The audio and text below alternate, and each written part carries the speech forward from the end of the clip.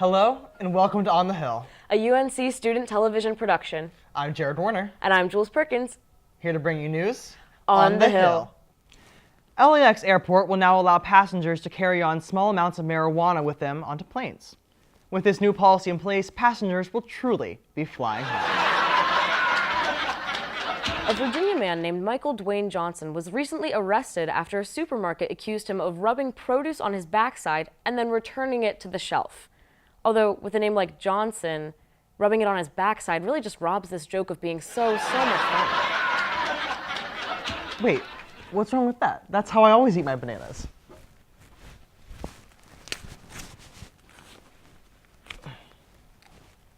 Delicious. Netflix is adding a choose-your-own-adventure option for shows. Finally, you and your significant other can turn your argument over what to watch into a 12-hour argument over every single decision. Orange is the new black. Or is it green or yellow? You decide. Stay tuned to find out. A novelist in Oregon was recently arrested for the murder of her husband after police discovered a 2011 online essay she wrote titled, "How to Murder Your Husband." In completely unrelated news, I would like to plug my new essay, How to Poison Your Co-Anchor, and the critically acclaimed follow-up, How to Escape from Prison Using Only a Cigarette and a Human Femur. Actually, I got something for you. There you go. Thanks. Speaking of husbands, women married to older men are starting an online movement called #HusbandNotDad. You know, because people keep mistaking their sugar daddies for their actual daddies. Passengers in a recent Jet Air flight experienced bleeding from their nose and ears after the pilot apparently forgot to flip the switch to pressurize the cabin. But at least the passengers weren't flying United. They make you bleed on purpose. Yep, remember when they did that.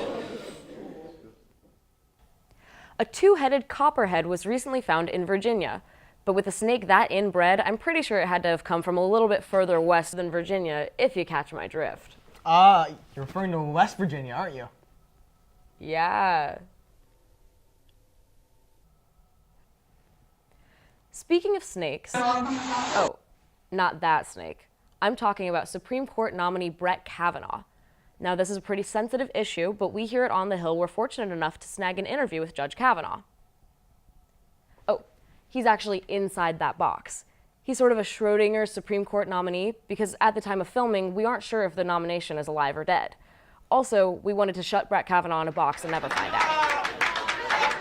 But in a Fox News interview, we learned that he is the first douchey frat boy named Brett to ever claim that he didn't get it. Dodgers outfielder Yasiel Puig recently had his home broken into for the 4th time in 2 years. He really needs to get some better home security. I mean, what does he have now? A scarecrow with googly eyes? In response to the news, Bleacher Report published an article with the headline, "Video of Yasiel Puig's bedroom getting robbed by burglars released by TMZ." Now, this got me really angry. It got me angry because a house cannot be robbed by burglars. It's either a robbery or it's a burglary. They're different crimes, not the same thing. I mean, how difficult is it to know that robbers are not burglars? It's not the same thing. It's so obvious. Yeah, sure. Here to enlighten us all on the difference, a robber and a burglar. Hi, I'm a burglar. I usually break into buildings with the intention of committing a theft, but I make sure no one's home. I'm not crazy like a robber. I'm a robber, and I'm going to steal from you no matter what. So I use violence or the threat of violence. Violence? Oh gee whiz, I'm a pacifist. Ha, pansy. See? We're completely different. Well, there we go. Glad we settled that one. A pair of Golden Goose sneakers, intentionally dirtied and taped together, has recently hit the market at the affordable price of only $530. Here is the actual description of the product.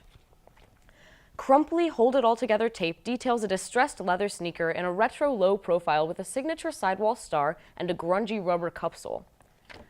I'm going to make a fortune selling my rustic pre-cracked iPhone and my vintage post-car accident cat and my colorless chewed-up wad of gum. Any takers? Sure. Well, Halloween is approaching, and online clothing store Yandy.com recently released a sexy handmade costume from the show A Handmaid's Tale. Now, they had to take the costume off the website after severe backlash, and unfortunately, they were also forced to shelve these other future inappropriate costume ideas. These include sexy homeless person, sexy Hurricane Florence survivor, and a classic, sexy altar boy. Trump has confessed his apparent love for Kim Jong-un after receiving letters from the North Korean dictator. Trump was quoted as actually saying, "I was being really tough, and so was he. And we would go back and forth, and then we fell in love. No, really, he wrote me beautiful letters. They were great letters, and then we fell in love." Well, here at On the Hill, we've actually acquired an exclusive copy of one of the letters Trump sent back to Kim. Take a look. My dearest Kim, the nights are long and cold without you. Melania is only a 4 and you're at least a DEFCON 5. I lay awake at night thinking about the size of your nuclear warhead. It's simply huge, but not quite as big as mine. Oh, Chairman Kim, Kimmy, Jong-un, won't you come visit me in the White House? Together, we can imprison the journalists who criticize our atomic connection and our hair, our glorious, glorious hair. From the time we shook hands in front of the world, I promised I would never let you go. I'm your Rose, and you're my Jack. But there's room for 2 on this floating door that we call diplomacy. It's a crazy, crazy world, but together, we make it even crazier. Yours truly, Donald J. Trump. Their ship name, of course, is Jongold, which actually sounds a lot more like a disease, which would explain a lot. It's fatal for the entire world. In other news, a Texas prison recently received $18 million worth of cocaine in boxes containing bananas. The prison wrote on Facebook, "Sometimes life gives you lemons, sometimes it gives you bananas, and sometimes it gives you something you'd never expect." That's true. I just didn't expect a prison to have a sense of humor about illegal drugs.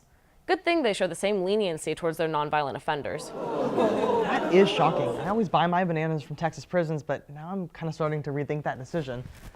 I don't know though. Let's find out. Oh, that is a good banana. Oh my God, that's a good banana. There's so much potassium, and it's so yellow.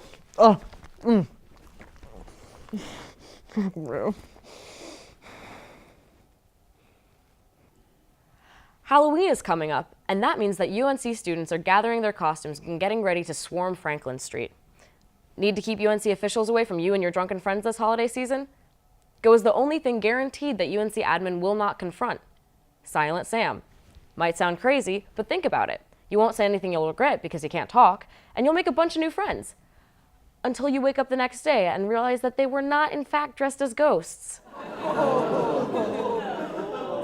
BoJack Horseman creator Raphael Bob Waxberg recently commented that he was afraid his Netflix show encourages shitty behavior because of the alcoholic horse character. And a UNC student television investigation actually found that horse alcoholism has spiked 35% since the show's premiere.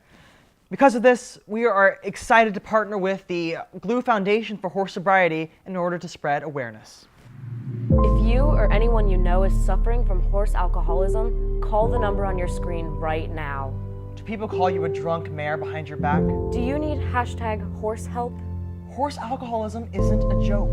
One call is all it takes to trot your life in a new direction. Horseaholics Anonymous is here for you, 24/7, except weekdays. So what's stopping you from making the call that could turn your life around? Call now.